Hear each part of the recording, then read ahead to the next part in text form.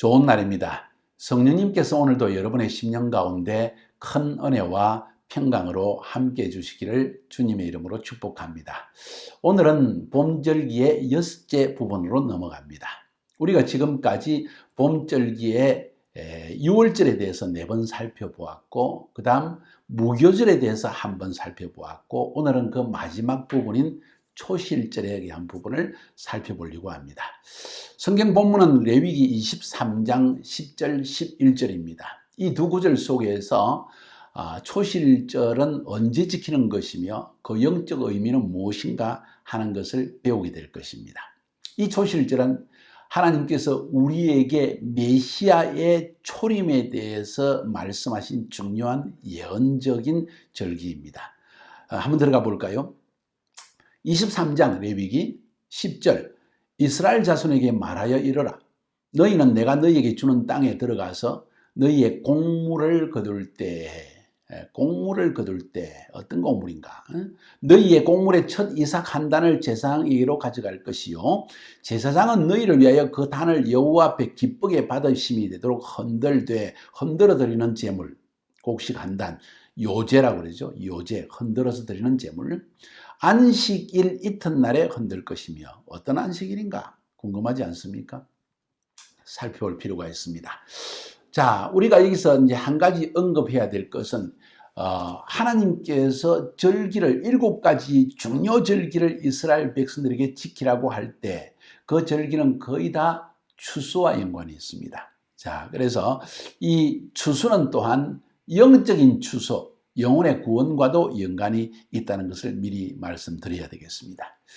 절기, 성경에 나타난 7개의 중요 절기는 전부 추수와 연관이 있습니다. 그래서 봄절기는 오늘 여기서 말하는 초실절은 추수할 때인데 보리추수를 의미합니다. 여름절기, 이런 여름절기라고 그랬죠. 오순절입니다. 그것은 바로 밀추수, 가장 큰 중요한 추수인 밀추수를 의미하고, 세 번째 가을절기 때 또 추수 때 일어납니다.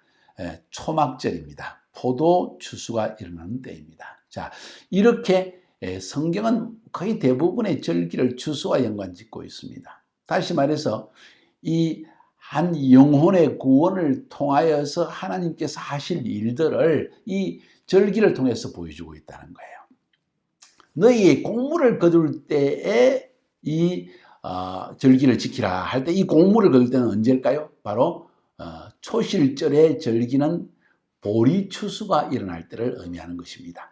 약 3, 4월 돼서 첫 보리추수를 이스라엘이 하게 되는데 그 보리추수의 절기 때 여호와께 첫 번째 이삭, 가장 첫 번째 것을 하나님께 한 단을, 그거를 히브리 말로는 오메르라고 하는데 그 오메르 한 단을 여호와께 흔들어서 드리라, 기쁨의 제물을 드리라 하는 의미입니다. 그리고 여기서 오늘 본문에 말하고 있는 11절에서 안식일 이튿날에 흔들어서 드리라 할 때 이 안식일은 무슨 안식일을 의미하는가요? 아무 안식일인가요?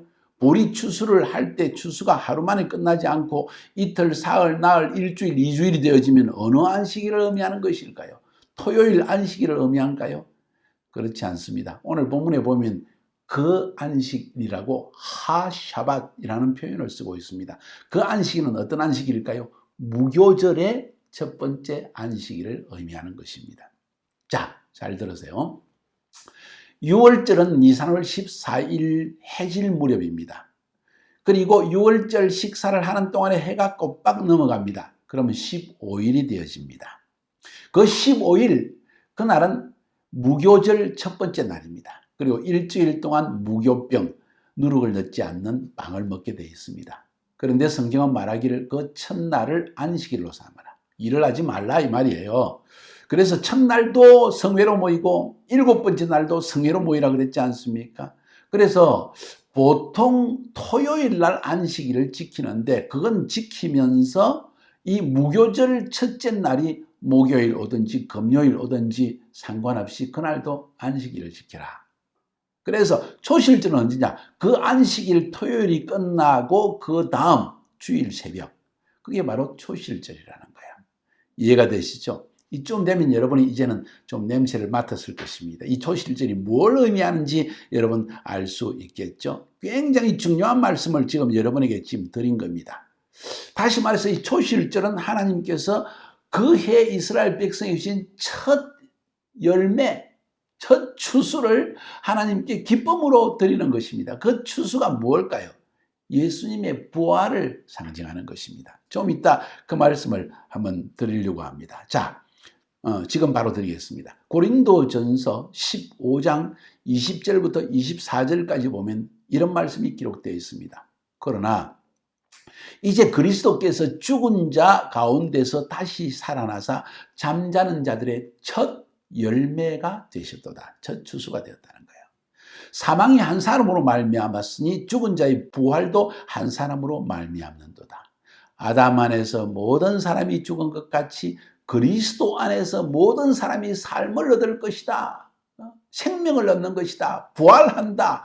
그것이 그 부활의 첫 열매가 누구냐? 예수 그리스도시다는 거예요. 그러나 각기 차례대로 되리니 먼저는 첫 열매인 그리스도요. 다음에는 그가 강림하실 때 그리스도에게 속한 자요 우리입니다. 그 후에는 마지막이니 그가 모든 통치와 모든 권세와 능력을 멸하시고 나라를 아버지 하나님께 바칠 때라. 바로 예수님이 재림하시고 부활 성천하실 때 이야기를 지금 하는 것입니다. 자, 그러니까 이게 얼마나 재미있는 이야기입니까? 예수님의 부활은 첫 열매이다.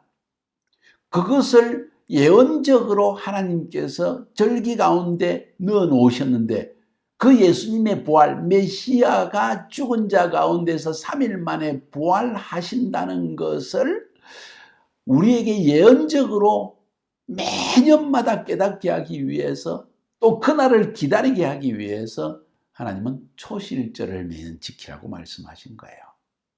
6월절을 지킨 것은 예수님이 십자가의 피를 흘리심으로 어린 양의 피로 죄를 사하시는 분이다. 그 메시아가 올 것이다. 온다. 6월절을 지킬 때마다 그 오심을 기다리라. 무교절. 그가 피를 흘리심으로 우리의 죄를, 인류의 모든 죄를 없이 하는 날이 올 것이다. 온다. 기다리라. 이건 예언이다. 무교절을 지킬 때마다 그 날을 기다리는 거예요. 초실절을 지킬 때마다 그 날이 온다. 그 메시아가 부활의 첫 열매로 생명을 얻는 그날이 온다. 그것을 보면 너희들도 부활한다는 것을 깨달아라 하고 예언적으로 우리에게 주신 절기가 초실절이다.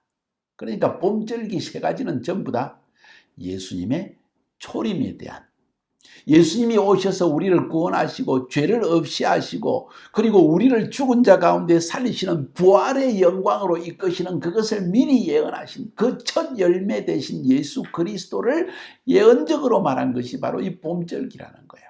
이해가 되십니까? 매우 중요한 이야기입니다.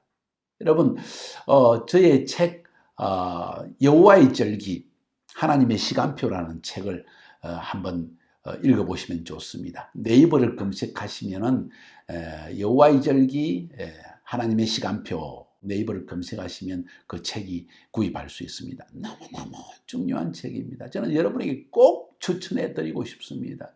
절기 안에 나타난 예수 그리스도, 구약 성경 안에 예수 그리스도의 예언이 담겨 있다고 하는데 사실 그걸 모르는 사람이 많아요. 또 그 말의 의미가 뭔지도 모릅니다. 구약의 하나님이 율법 가운데 주신 7개의 절기 안에 있는 예수 그리스도가 어떻게 나타나는지, 예언적으로 어떻게 미리 하나님이 우리에게 심어 놓으셨는지 아는 사람이 많지 않다는 거예요.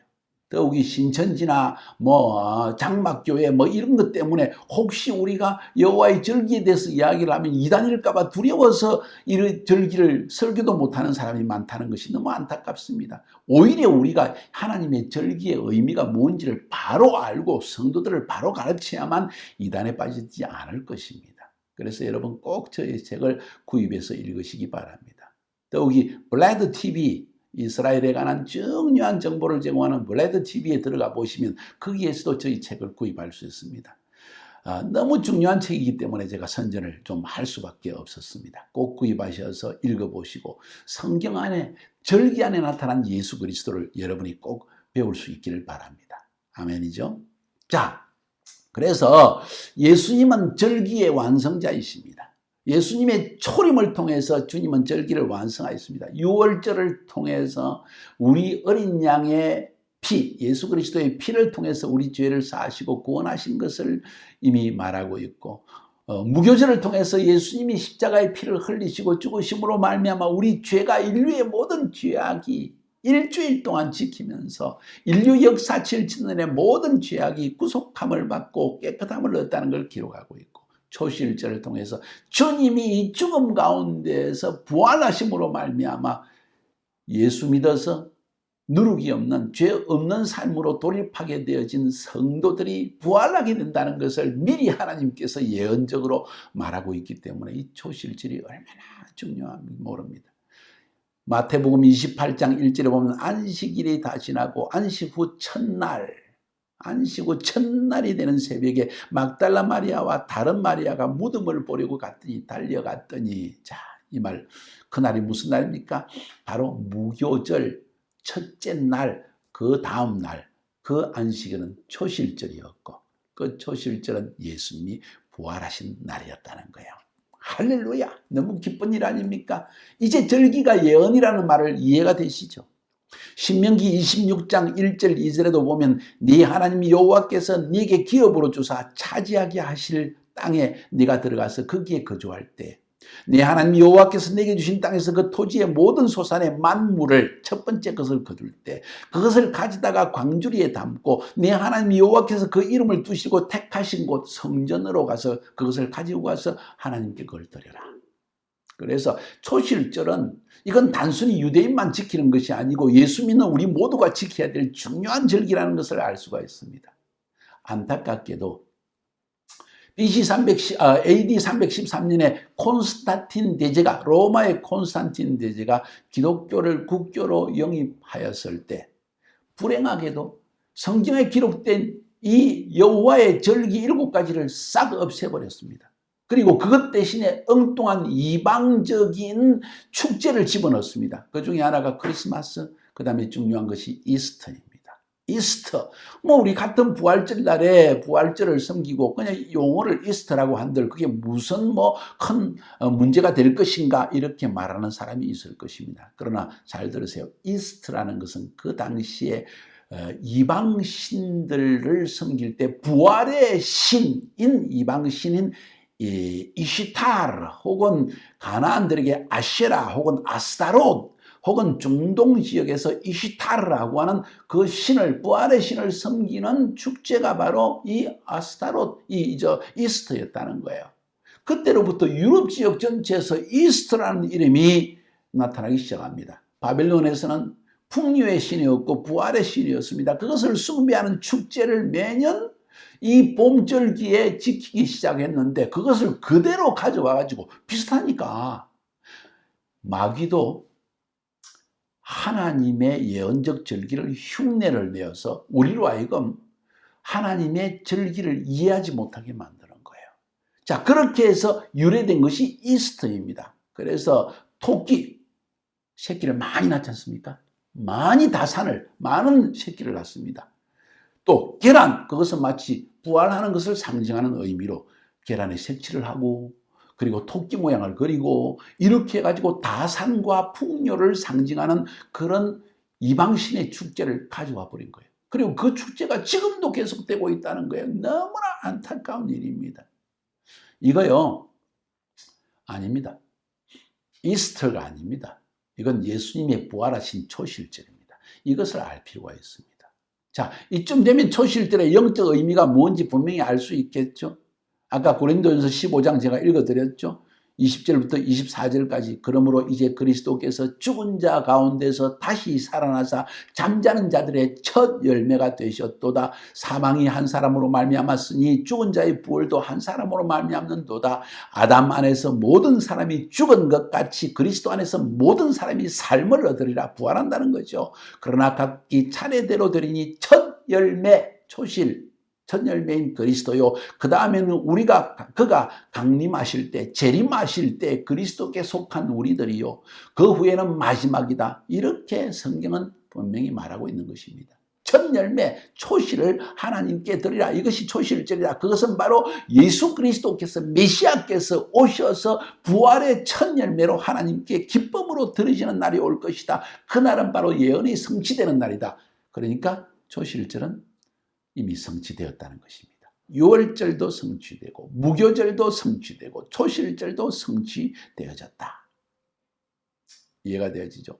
추수와 연관이 있다. 초실절은 성경의 모든 절기는 영혼의 추수와 연관되어 있는데 그 첫 추수, 수많은 영혼을 추수하실 하나님께서 그 첫 번째 추수의 첫 열매로서 예수 그리스도를 택하시고 그의 부활은 모든 사람들이 예수 믿는 자가 부활할 수 있다는 그런 예언적 의미를 담고 있는 것입니다. 그래서 이 부활절을 지내는 우리가 반드시 명심해야 될 것은 하나님의 추수에 대해서 알아야 된다.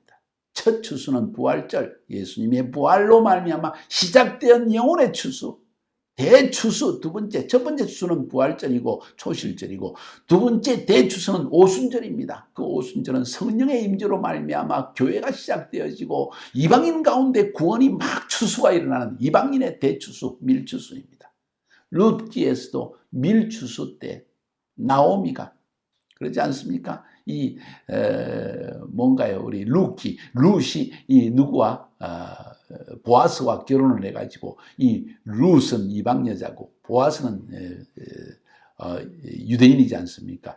이방 교회와 유대 교회가 하나 되어지는 이방인의 추수가 이루어지는 밀추수 때 이런 그 룻기가 형성되지 않았습니까? 그것도 나중에 여러분 오순절 때 설명해 드리겠습니다. 대추수가 이방인의 추수는 대추수입니다. 열방 가운데 있는 모든 족속이 주님께 돌아오니까. 그리고 마지막 추수는 초막절 때 이루어집니다. 포도추수입니다. 포도는 심판과 기쁨을 상징합니다. 이 포도추수로 말미암아 모든 추수는 끝납니다. 그래서 이것을 마지막 추수라고 이야기하는 거예요. 자, 모든 절기는 추수와 연관이 있다. 그래서 이 부활절을 지내는 우리들은 이 초실절에 부활하신 예수 그리스도로 말미암아 우리도 부활할 것이라는 소망을 가지고 이 추수의 절기를 지내야 할 것이고 또 하나님은 이 추수를 위해서 절기를 우리에게 예언적으로 보여주셨기 때문에 우리의 삶의 중요한 목적은 추수가 되어져야 된다. 누가복음 10장 2절에 보니까 이르시되 추수할 것은 많되 일꾼이 적으니 그러므로 추수하는 주인에게 청하여 추수할 일꾼을 보내주소서 하라. 초실절을 지내는 우리가 명심해야 될 것은 추수할 일꾼을 준비해야 되겠구나. 그래서 우리 교회는 제자화 교회가 되는 거예요. 가서 모든 족속을 제자 삼아라고 했지 그냥 복음만 증거하는 것이 아니라는 거예요. 추수할 일꾼이 누구입니까? 그리스도를 따르는 제자들입니다. 특별히 코로나 비루스 때문에 우리는 사람을 만날 수 없는 때가 되지 않았습니까? 그렇다고 우리는 추수를 하지 않을까요? 아니요. 1대1로 비데오를 통하여 제자화를 하세요. 영혼을 구원하고 그들에게 애니트리를 통해서 복음이 무엇인지를 그들에게 제시하고 그리고 그들로 하여금 예수를 믿게 한 다음에는 1대1로 일주일에 적어도 한 번 매일 화상통화를 통해서 그들에게 그리스도의 복음을 가르쳐주는 여러분이 되기를 원합니다.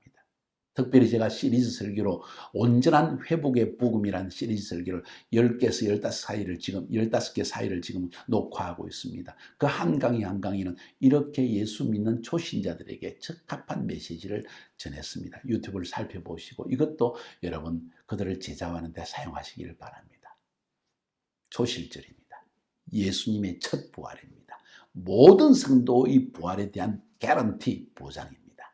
여러분 이 부활을 기대하며 이 어려운 세대를 승리하며 살아가기를 주의 이름으로 축복합니다.